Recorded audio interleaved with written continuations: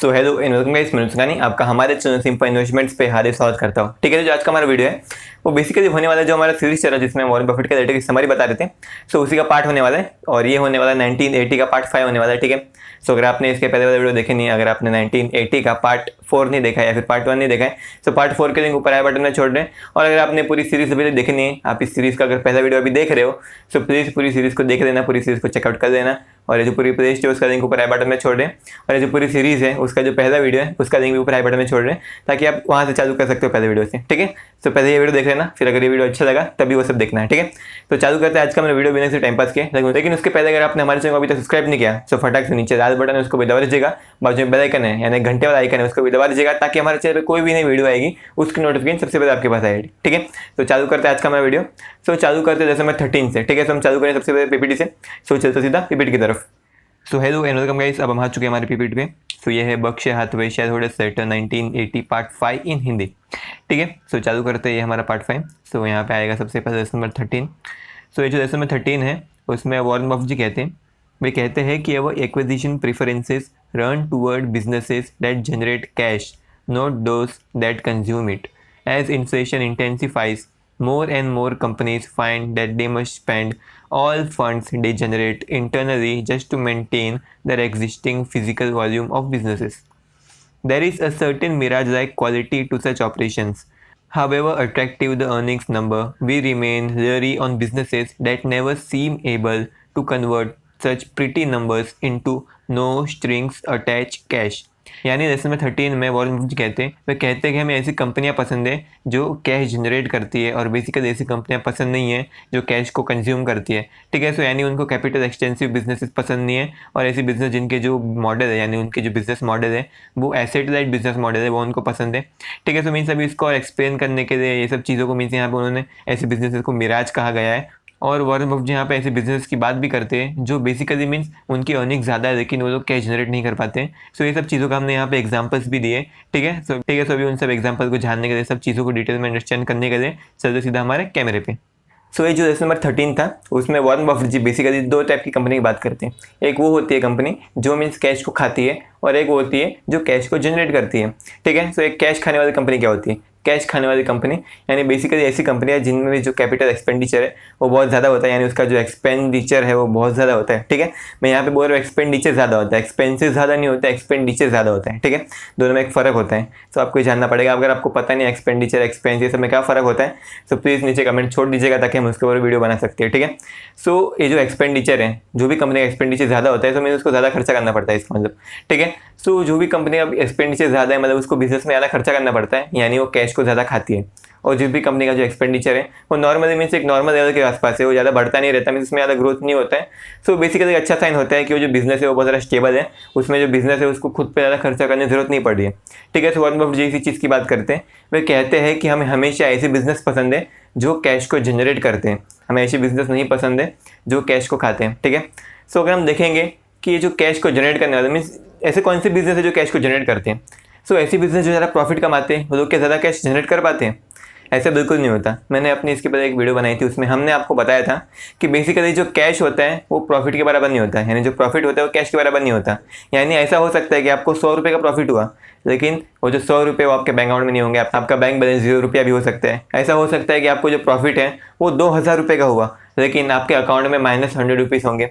या फिर ऐसा भी हो सकता है कि आपको 100 रुपये का लॉस हुआ लेकिन फिर भी आपके अकाउंट में 500 रुपये पड़े हुए हैं। ठीक है, सो इसलिए profit is not equal to cash. Profit और कैश में मीन्स एक डिफरेंस होता है, यानी समझिए जितने भी आपको प्रॉफिट होता है, जितनी भी आपकी अर्निंग होती है, ठीक है, सो आपका पीएटी यानी जो प्रॉफिट आपका टैक्स रहता है उसमें से अगर हम कैपिटल एक्सपेंडिचर को निकाल देते हैं यानी कैपेक्स को निकाल देते हैं सो उससे हमें मिलता है फ्री कैश फ्लो। ठीक है, सो वॉरेन बफेट यहाँ किसी चीज़ की बात करते हैं, वे कहते हैं कि जो बिजनेस जो ज़्यादा कैश को जनरेट करता है वो ऐसे बिजनेस हमें पसंद है, क्योंकि अगर समझिए वो जो कैश को अच्छे से जनरेट कर पा रहा है तो इसका मतलब ये है कि वो कैश को ज़्यादा खर्चा नहीं कर रहे हैं। यानी हमें ऐसे बिजनेस, यानी वो शॉर्ट में ये कहना चाहते हैं कि हमें ऐसे बिजनेस पसंद है जो अपने बिजनेस को ग्रो करने में ज़्यादा खर्चा नहीं करना पड़ता उनको, यानी जो उनकी जो प्रोपोगेशन यानी जो उसकी बिजनेस की एक्सपेंशन है वो बहुत कम पैसे में होती है। यानी समझिए ऐसी कौन सी कंपनी जिसको जो एक्सपेंशन है बहुत कम पैसे में करनी पड़ती है? गूगल है, उसको मीन्स एक्सपेंशन करनी, समझिए उसका कोई भी चीज़ रहे, कोई भी इसका प्रोडक्ट रहेगा तो उसको फैलाने के लिए मीन्स ज़्यादा खर्चा नहीं करना पड़ता उसको। लेकिन अगर समझिए वहीं पे अगर हम एप्पल की बात करेंगे तो एप्पल को गवर्नमेंट से परमिशन लेनी पड़ती है, ये करना पड़ता है, शिपमेंट करना पड़ता है, वहाँ पे अपना फ़ोन मैन्युफैक्चर करना, वहाँ पे भेजना पड़ता है। ठीक है, समझिए इसमें थोड़ा ज़्यादा खर्चा हो सकता है। सो वॉरेन बफेट यहाँ पे इस चीज़ की बात करते हुए कहते हैं कि ऐसी कोई भी कंपनी जिसके ग्रोथ के लिए, जिसके एक्सपेंशन के लिए ज़्यादा खर्चा नहीं करना पड़ता और उसकी जो अर्निंग्स रहती है वो भी अच्छी खासी होती है, सो वो जो बिज़नेस है वो अच्छा खासा कैश जनरेट कर सकते हैं और ऐसे बिज़नेस में आप इन्वेस्ट कर सकते हो। ठीक है, और वॉरेन बफेट जी यहाँ पे आपको एक टाइप के बिजनेस से सावधान रहने के लिए कहते हैं। एक ऐसा बिजनेस होता है बेसिकली जिसकी जो अर्निंग्स है वो कमाल की होती है। मैंने भी देखा था कुछ समय पहले, मैं कुछ बैलेंस शीट पढ़ रहा था, मुझे कंपनी का नाम याद नहीं आ रहा है और अगर याद आता फिर भी मैं बता दें आपको। मीन्स यहाँ पे मैं कंपनी के बारे में नहीं बताना चाहूँगा, मैं बेसिकली बताना चाहूँगा कि उसकी बैलेंस शीट में तभी पढ़ रहा था और उसका जो प्रॉफिट था, उसकी जो अर्निंग्स थी वो अच्छी खासी थी, उसका EPS भी 10 के आसपास था। ठीक है, लेकिन जो उसका कैश था वो कैश यानी कैश फ्लो यानी फ्री कैश फ्लो पर शेयर था वो तकरीबन माइनस में था। यानी उसका जो अर्निंग्स है वो अर्निंग्स तो हो रहा था, वो पैसे तो कमा रहा था, लेकिन जो उसका कैश फ्लो है यानी एक आम आदमी मीन्स हम जो कंपनी के मालिक होते हैं, हमने कंपनी के शेयर खरीदे यानी कंपनी के मालिक हो गए हम। सो हमारे पास जो पैसा बचता है वो पैसा हमारे तक पहुंचता ही नहीं है, वो कंपनी मीन्स अपने जो काम है उसको एक्सपेंड करने में लगा देती है। सो वॉरेन बफेट यहाँ पर इसी चीज़ की बात करते हुए कहते हैं कि ऐसी कंपनियाँ जिसकी जो अर्निंग्स है वो कमाल की होती है लेकिन उसके पास कैश नहीं होता है, सो हमें ऐसे बिजनेस से दूर रहना चाहिए, हमें ऐसे बिजनेस से संभल के रहना चाहिए। तो वे कहते हैं कि ऐसी सब बिजनेस है वो सब मिराज की तरह होते हैं, उसकी जो अर्निंग्स है वो मिराज की तरह होती है। यानी दूर से देखोगे तो हाँ भाई आपको अर्निंग्स दिखेगी, लेकिन अगर आप खोदोगे उस अर्निंग को, अगर आप बैलेंस शीट को खोदोगे, आप profit and loss statement, cash flow statement को खोदोगे, सो आपको पता चलेगा कि मीन्स कैश आ ही नहीं रहा ऐसे में कंपनी में। और अगर आपको एक शॉर्ट में चाहिए कि फ्री कैश फ्लो क्या होता है, इसको हम बता देते हैं। जो फ्री कैश फ्लो है वो बेसिकली ज़्यादा कुछ नहीं होता, वो बेसिकली ऐसा कैश होता है जो मीन्स कंपनी के जो प्रॉफिट होता है उसमें बाकी सब खर्चा करने के बाद जो कंपनी पास बचता है उसको फ्री कैश फ्लो बोलेंगे। ठीक है, सो किसी भी इन्वेस्टर के लिए जो फ्री कैश फ्लो है ये बहुत ज़्यादा इंपॉर्टेंट होता है, क्योंकि उसको आखिरकार जो फ्री कैश फ्लो है ना वही पैसा मिलने वाला है, क्योंकि मीन्स जो अर्निंग्स रहती है उसमें बहुत सारे खर्चे भी तो होते हैं, एक्सपेंडिचर करना रहता है, सो वो सब छोड़ के सिर्फ ये जो फ्री कैश फ्लो यानी FCF बोलते हैं हम इसको, सो ये पैसे मिलते हैं आपको। ठीक है, सो इसलिए जो फ्री कैश फ्लो बहुत ज़्यादा इंपॉर्टेंट होता है और आपको ऐसी कंपनी में इन्वेस्ट करना चाहिए जिसका जो फ्री कैश फ्लो पर शेयर का जो रेशियो है बहुत ज़्यादा अच्छा होना चाहिए। ठीक है, सो ये था लेसन नंबर 13। अब चलो लेसन नंबर 14 की तरफ। सो ठीक है, अब मैं आशा करता हूँ आपको लेसन नंबर 13 समझ में आया होगा। सो अभी चलो लेसन नंबर 14 की तरफ। सो ये जो लेसन नंबर 14 है उसमें वॉरेन बफेट जी कहते हैं, वे कहते हैं it may strike some as strange that an insurance company survival is threatened when its stock price falls sufficiently in price to reduce net worth significantly, but that an even greater decline in bond prices produces no action at all. The industry would respond by pointing out that no matter what the current price, the bond will be paid in full at maturity, thereby eventually eliminating any interim price decline. तो ठीक है, सो Warren Buffett यहाँ पे means bond आपके portfolio में होता है, तो उसकी बात करते हैं। वह कहते हैं कि किसी भी पोर्टफोलियो में अगर बहुत सारे बॉन्ड्स होंगे और उनकी अगर प्राइस कम हो जाती है फिर भी बंदे को फ़र्क नहीं पड़ता, लेकिन अगर उसके पोर्टफोलियो में स्टॉक होते हैं और उसकी प्राइस कम हो जाती है तो डरने लग जाता है बेसिकली। उसको मीन्स ऐसा लगता है कि भाई दुनिया पलट गई, ऐसा हो गया वैसा हो गया, और बेसिकली उसकी जो सर्वाइवल है उस पर खतरा आ जाता है। सो बेसिकली ऐसा क्यों होता है और बेसिकली इतना ज़्यादा फ़र्क क्यों होता है बॉन्ड और स्टॉक में, और दोनों में से कौन सा ज़्यादा अच्छा है, आपको कौन सा में ज़्यादा इन्वेस्ट करना चाहिए और आपको कौन सी चीज़ से ज़्यादा सावधान रहना चाहिए, वो सब चीज़ें वॉरेन बफेट यहाँ पे बताते हैं। और अभी ये सब चीज़ों को बताने के लिए डिटेल में अच्छी तरीके से और एग्जाम्पल के साथ बताने के लिए चलते सीधा हमारे कैमरे पे। सो ये जो लेसन नंबर 14 है उसमें वॉरेन बफेट जी बेसिकली स्टॉक और बॉन्ड की बात करते हैं, दोनों कंपेयर करते हैं। वे कहते हैं कि किसी लोगों को स्ट्रेंज लग सकता है, कोई लोगों को स्ट्रेंज लग सकता है कि कोई इंश्योरेंस कंपनी या फिर किसी बंदे का एक इंडिविजुअल पोर्टफोलियो है जिसमें बहुत सारे शेयर भरे हुए हैं, मीन्स बहुत सारे स्टॉक भरे हुए हैं। सो अगर उन स्टॉक का प्राइस नीचे चले जाता है यानी स्टॉक मार्केट में क्रैश आ जाते हैं, सो वो बंदे का सर्वाइवल मुश्किल हो सकता है। यानी मीन्स समझ जाए उसका पूरा पोर्टफोलियो गिर जाएगा, उसको डर लगने लगेगा, उसके मीन्स दिमाग में हाहाकार मच जाएगा। लेकिन अगर उसी बंदे के पास बहुत सारे बॉन्ड होंगे, बेसिकली उसका पूरा पोर्टफोलियो बॉन्ड से भरा होगा और बॉन्ड का प्राइस नीचे चले जाता है, तो उसको कुछ भी फर्क नहीं पड़ेगा। अगर आप उसे पूछोगे भाई तुझे फ़र्क क्यों नहीं पड़ा, तो वो बोलेगा कि भाई ये जो बॉन्ड है वो मैच्योर हो जाएगा। जो बॉन्ड रहते हैं बेसिकली 10 साल के रहते हैं, 15 साल के रहते हैं, 20 साल के रहते हैं, 30 साल के रहते हैं, और मीन्स अलग अलग टाइम पीरियड के रहते हैं। तो 10 साल के बॉन्ड का मतलब क्या है कि यानी आपने आज जो पैसा दिया, यानी आप समझ जाए आपने 100 रुपये का बॉन्ड खरीदा, तो 10 साल के बाद आपको 100 रुपये वापस मिल जाएंगे। ठीक है, सो बंदा कहेगा कि भाई मैंने जितने भी बॉन्ड खरीदा था उतने पैसे तो मुझे 10 साल के बाद मिल जाने वाले, तो टेंशन लेने की फ़ायदा क्या है। ठीक है, सो इसी चीज़ की बात करते हैं। लेकिन वॉरेन बफेट यहाँ पे इस चीज़ के बारे में बताना चाहते हैं। वे कहते हैं कि जो बॉन्ड है और जो स्टॉक है वो दोनों में बहुत ज़्यादा ट्रांसपेरेंसी का डिफरेंस रहता है। यानी जो स्टॉक है वो बहुत ज़्यादा ट्रांसपेरेंस रहते हैं, यानी स्टॉक में आपको कुछ भी लॉसेस होंगे तो आपको एकदम सामने देखने मिलेंगे, मीन्स आपको पता चल जाए कि भाई लॉसेस हो रहे हैं मेरे को। लेकिन अगर आपको बॉन्ड में लॉसेस हो रहे हैं तो आपको सामने दिखने नहीं मिलेगा। मीन्स ये जो स्टॉक है वो बेसिकली एक नॉर्मल चाकू की तरह काम करता है। मीन्स इससे अगर आप इसको अच्छी तरीके से इस्तेमाल करोगे तो इससे आप सब्जी काट सकते हो। लेकिन ये जो बॉन्ड होते हैं वो बेसिकली बहुत खतरनाक होते हैं, वो एकदम अंधेरे में चाकू चलाने जैसा होता है, कभी कभी आपको खुद को भी देख सकते हैं। ठीक है, सो यही कहना चाहते हैं वॉरेन बफेट जी कि जो बॉन्ड और स्टॉक है दोनों में ट्रांसपेरेंसी का बहुत ज़्यादा फर्क होता है। इसका मैं एग्जांपल देता हूँ आपको। समझ जाए मेरी स्टॉक है, स्टॉक में अगर आपका जो स्टॉक का प्राइस गिर जाता है तो आपको पता चलता है कि हाँ भाई लॉसेस हो रहे हैं मेरे को। लेकिन ये जो बॉन्ड का प्राइस अगर वो गिरता है तो आपको लगेगा कि हाँ भाई मैच्योरिटी के बाद मुझे मीन्स 10 साल के बाद वापस उतना पैसा मिलने वाला है, सो मुझे टेंशन की बात नहीं है। सो लेकिन आप समझ जाए कि मीन्स अभी आपके पास 10 रुपये है बराबर। सो अभी 10 रुपये का एक वड़ा पाव आता था, आपके पास दो ऑप्शन है, आप या तो उसको इन्वेस्ट कर दो, आप उससे बॉन्ड खरीद दो 10 रुपये का, या फिर एक वड़ा पाव खरीद लो। सो आपने सोचा कि नहीं मैं अभी इसको इन्वेस्ट कर देता हूँ, फिर जब इन्वेस्टमेंट कर दूंगा फिर ये जो बॉन्ड मेच्योर हो जाएगा तब मेरे पास ज़्यादा पैसे आएंगे, उससे मैं ज़्यादा वड़ा पाव खरीद सकता हूँ। ठीक है, सो आपने 10 रुपये का वड़ा पाव नहीं खरीदा, आपने 10 रुपये का बॉन्ड खरीद लिया, और ये जो बॉन्ड था उसका कूपन पेमेंट यानी जो उसका इंटरेस्ट था वो 10% था, यानी आपको हर साल 10 रुपये पे 1 रुपया मिलेगा। ठीक है, यानी आपको हर साल 1 रुपये का इंटरेस्ट पेमेंट मिलेगा। तो अभी 10 साल तक ये बॉन्ड चला बराबर। तो 10 साल का बॉन्ड है, लेकिन अभी 5 साल के बाद आपको 5 साल से 1-1 रुपया मिल रहा था, यानी अभी 5 साल में आपके पास 5 रुपया हो गया। लेकिन जो वड़ा पाव का दाम था वो 5 साल में 10 रुपये से बढ़ के 15 रुपया हो गया। ठीक है, सो यानी पहले आप 10 रुपये का एक वड़ा पाव खरीद सकते थे और 5 रुपये का आधा वड़ा पाव, लेकिन अभी 15 रुपये का वड़ा पाव हो चुका है, और अभी आप 5 रुपये का आधा वड़ा पाव नहीं खरीद सकते, आप 5 रुपये का सिर्फ 1/3 वड़ा पाव खरीद सकते हो। यानी एक वड़ा पाव के 3 भाग करोगे तो उसका 1 भाग आपको मिलेगा। ठीक है, और फिर 10 साल बाद जब 10 साल हो जाते हैं, यानी आगे के 5 साल, यानी 5 साल अभी तक हुए थे, वड़ा पाव का प्राइस 5 साल में बढ़ के 15 रुपये हो गया था। सो अभी और 5 साल बाकी है, यानी जब 5 साल के बाद जब बॉन्ड मेच्योर होता है तब वड़ा पाव का दाम समझ जाइए बढ़ने के बाद हो जाता है 20 रुपया। ठीक है, सो अभी आपको कितना पैसा मिला, आपने 10 रुपया दिया था, आपको 10 साल के बाद वो 10 रुपया वापस मिला, और आपको हर साल 1-1 रुपया मिलता रहा, आपको 10 साल तक 1 रुपया मिला, यानी आपको तकरीबन और 10 रुपया मिला इंटरेस्ट पेमेंट में। यानी आपको तकरीबन 10 साल में बॉन्ड से 20 रुपये कमाई हुई, यानी 10 रुपये आपने दिया था वो मिला और 10 रुपया इंटरेस्ट मिला, यानी आपने तकरीबन 20 रुपये कमाया। ठीक है, सो अभी आपने 20 रुपये कमाया। सो बेसिकली आप सोचोगे कि हाँ भाई 20 रुपये से मीन्स मेरा पैसा डबल हो गया, लेकिन क्या उसकी पावर डबल हुई है? बिल्कुल भी नहीं। जो आपका पैसा था उसकी पावर डबल नहीं हुई है, उसकी पावर उतनी सेम रही है। आप 10 साल पहले जो पैसा था आपके पास उससे आप एक वड़ा पाव खरीद सकते थे, लेकिन 10 साल के बाद भी आपके पास 20 रुपया हो गया। मीन्स वो पैसे का सिर्फ नंबर बढ़ चुका है, लेकिन आप अभी भी 20 रुपये का सिर्फ एक ही वड़ा पाव खरीद सकते हो। सो मीन्स आपने 10 साल रुक के मीन्स आपने गलती कर दी, और बेसिकली आपको ये बात पता भी नहीं चलेगी। मीन्स जब बॉन्ड मेच्योर हो जाएगा फिर अगर आप कैलकुलेशन करने बैठोगे, अगर आपके पास दिमाग है आप कैलकुलेशन करने बैठोगे, तब जाके आपको पता चलेगा कि भाई मुझे तो असली में बॉन्ड में लॉस हुआ है, मेरा मीन्स ये 10 साल की जो मेहनत थी वो बेकार गई है, क्यों सब्र किया मैंने, तभी खा लेना चाहिए था मेरे को वड़ा पाव। ठीक है, सो वॉरेन बफेट यहाँ पे इसी चीज़ की बात करते हैं कि जो बॉन्ड है और जो स्टॉक है दोनों में कुछ ट्रांसपेरेंसी का डिफरेंस होता है।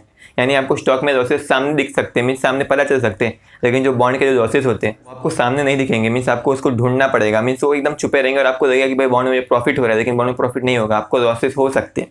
ठीक है, सो अभी इससे आपको क्या सीखना चाहिए? आपको इससे बिल्कुल भी नहीं सीखना चाहिए कि आपको बॉन्ड में इन्वेस्ट नहीं करना है, आपको ये बिल्कुल भी नहीं सोचना है। आपको मीन्स आपको हमेशा अपना जो पोर्टफोलियो है उसको डाइवर्स रखना है। आप चाहे तो बॉन्ड में इन्वेस्ट कर सकते हो, आप चाहे तो स्टॉक में कर सकते हो, सोने में कर सकते हो, रियल एस्टेट में कर सकते हो, लेकिन आपको ये बात पे ध्यान रखने मीन्स जो बॉन्ड है वो बहुत खतरनाक चीज़ होती है, आपको उसमें पूरी सोच समझ के इन्वेस्ट करना चाहिए। और अगर आपको मीन्स बॉन्ड के बारे में सोच समझ के मीन्स सोच समझने का टाइम नहीं है आपके पास बॉन्ड खरीदते टाइम, सो आप बेसिकली जो बॉन्ड का म्यूचुअल फंड होता है आप उसमें इन्वेस्ट कर सकते हो। और अगर आपको पता नहीं है कि बॉन्ड का म्यूचुअल फंड क्या होता है, सो हम उसके ऊपर वीडियो बनाने वाले, अगर आपको वीडियो चाहिए तो प्लीज़ हमारे कमेंट सेक्शन में बता दीजिएगा। और अगर आप बॉन्ड में इन्वेस्ट करते हो तो आपको खास ध्यान रखने की ज़रूरत है, क्योंकि अगर महंगाई बढ़ जाती है तो आपका जो इंटरेस्ट पेमेंट है वो भी इनसिग्निफिकेंट हो जाएगा। समझ जाए, मीन से जो महंगाई है वो 10 गुना बढ़ गई, लेकिन जो आपका इंटरेस्ट पेमेंट है वो बढ़ता ही नहीं है, वो उतना ही रहता है बेसिकली। ठीक है, सो मीन्स आपको 10 गुना ज़्यादा लॉसेस हो चुके हैं बॉन्ड में, लेकिन आपको पता नहीं चलेगा। ये आपको तो मीन्स हर साल जो पैसा आता रहेगा इंटरेस्ट पेमेंट, आपको खुशी होगी इसके बदले मीन्स। ठीक है, सो ये था लेसन नंबर 14, अब चलते लेसन नंबर 15 की तरफ। सो जो यहाँ पे जो पॉइंट है वो मैं आगे बताना चाहूँगा। तो जो यहाँ पे पॉइंट है वो ये है कि you can also see the point here that stocks are overall a better investment instrument than bonds except when there is an opportunity in the bond market. यानी जब तक बॉन्ड मार्केट में कोई अपॉर्चुनिटी नहीं आती तब तक आपको थोड़ा बॉन्ड से सावधान रहना पड़ेगा। ठीक है, सो मीन्स आपको अपना पोर्टफोलियो थोड़ा सेफ रखना है और आपको बॉन्ड में फिर भी इन्वेस्ट करना है। सो आप बेसिकली बॉन्ड के म्यूचुअल फंड में इन्वेस्ट कर सकते हो। ठीक है, सो अब मैं आशा करता हूँ लेसन नंबर 14 आपको समझ में आया होगा। सो अभी चलते लेसन नंबर 15 की तरफ। सो ये लेसन नंबर 15 है, उसमें वॉरेन बफेट जी कहते हैं कि for the source of fund to purchase and hold those bonds in a pool of money derived from policy holders and claimants changing faces money which is in effect is temporarily on deposit with the insurer. As long as this pool retains its size, no bonds must be sold.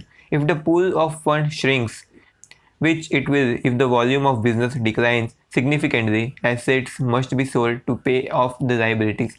So what मुझे यहाँ पे means directly कोई चीज़ सिखाने की बात नहीं करते, वे means जो इंश्योरेंस बिजनेस है उसकी बात करते हैं। लेकिन ये जो इंश्योरेंस बिजनेस है उसकी जो कैरेक्टरिस्टिक है उससे भी हमें दो चीज़ें सीखने मिलती है। सो ये दो चीज़ें मैं आपको लेसन है उसके लास्ट में बताने वाला हूँ, ठीक है। सो प्लीज़ हमारे कैमरे पे हमें फॉलो कीजिएगा और ये लेसन थोड़ा देख के जाना, ठीक है। सो ठीक है, तो चलते अभी सीधा हमारे कैमरे की तरफ।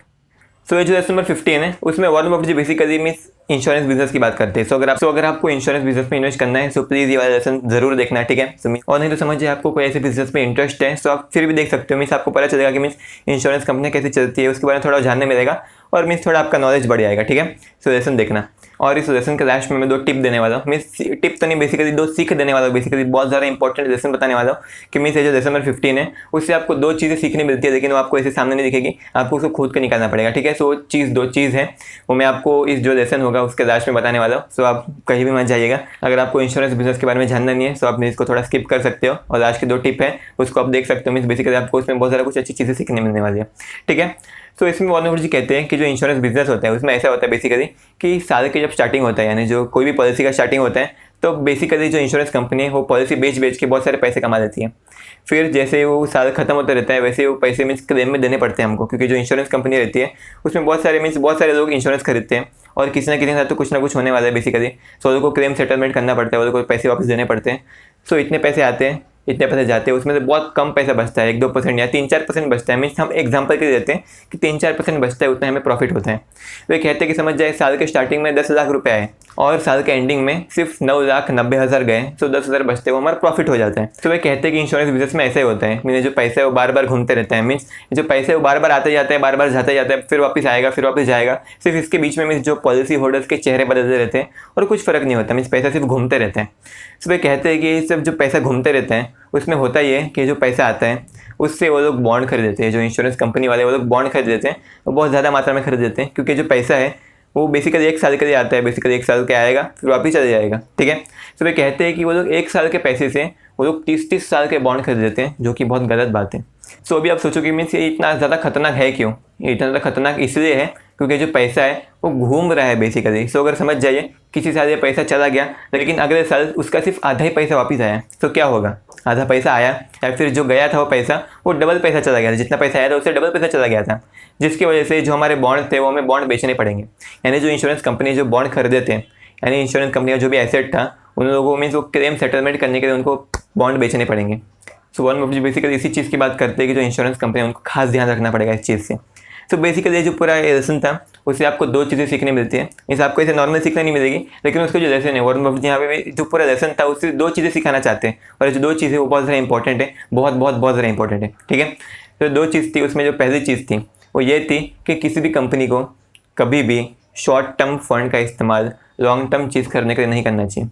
यानी किसी भी कंपनी को, चाहे वो कोई भी कंपनी हो, उस कंपनी को शॉर्ट टर्म फंड यानी शॉर्ट टर्म लोन या फिर कुछ भी शॉर्ट टर्म चीज़ें होती है उस पैसे से उसको लॉन्ग टर्म एसेट या फिर लॉन्ग टर्म चीज़ें नहीं खरीदनी चाहिए, ठीक है। क्योंकि अगर ऐसा होता है तो जो कंपनी है वो बहुत ज़्यादा ट्रबल में आ सकती है, वो कंपनी ऑलमोस्ट बैंकरप्ट हो सकती है, ये चांसेस हो जाते हैं, ठीक है। सो लेसन नंबर 15 से हमें पहले ये चीज़ सीखने मिलती है कि आपको कभी भी शॉर्ट टर्म लोन या फिर शॉर्ट टर्म फंड का इस्तेमाल लॉन्ग टर्म एसेट खरीदने के लिए नहीं करना चाहिए। मीन्स आप लॉन्ग टर्म फंड का इस्तेमाल शॉर्ट टर्म एसेट खरीदने के लिए कर सकते हो, लेकिन आपको शॉर्ट टर्म फंड का इस्तेमाल लॉन्ग टर्म एसेट खरीदने के लिए नहीं करना चाहिए। सो जो दूसरी चीज़ थी जो हमें सीखने मिली और वो ये थी कि हमें बेसिकली जो लोन का पैसा इस्तेमाल करके हमें इन्वेस्टिंग बिल्कुल भी नहीं करनी चाहिए। तो मीन्स ये कैसे सीखने मिला हमें बेसिकली, तो मीन्स ये जो पैसा है जो घूमते रहता है इंश्योरेंस कंपनी में वो बेसिकली एक आप समझ सकते हैं, मीन्स उसके पास असल में कोई पैसा है ही नहीं इंश्योरेंस कंपनी के पास, जितना आता है उसका मीन्स बहुत ज़्यादा बड़ा हिस्सा चले जाता है और बहुत छोटा हिस्सा उसके पास प्रॉफिट के रूप में बच जाता है। तो कहना ये चाहता हूँ बेसिकली कि मेरे जो पैसा है उनके पास वर्चुअली कुछ भी पैसा नहीं है, उनके पास जितना आता है उतना जाता है ऑलमोस्ट, तो उनके पास वर्चुअली कुछ भी पैसा नहीं है, फिर भी वो लोग इतने बड़े बड़े इन्वेस्टमेंट करते हैं। सो आपको ऐसा नहीं करना चाहिए, आपको लोन के पैसे का इस्तेमाल इन्वेस्टमेंट करने के लिए बिल्कुल भी नहीं करना चाहिए, ठीक है। सो अगर आपको ये वीडियो अच्छी लगी तो प्लीज़ लाइक सब्सक्राइब कर देना, और मीन्स हम ऐसी वीडियो आते रहने वाले। अगर आपको ऐसा लगा कि इस वीडियो से आप कुछ नया सीखने मिला तो प्लीज़ हमारे चैनल को सब्सक्राइब कर दीजिएगा, नीचे लाल बटन उसको दबा दीजिएगा, बाद में बेल आइकन उसको भी दबा दीजिएगा, ताकि हमारे चैनल पर कोई भी नई वीडियो आएगी उसको नोटिफिकेशन सबसे पहले आपके पास आएगी।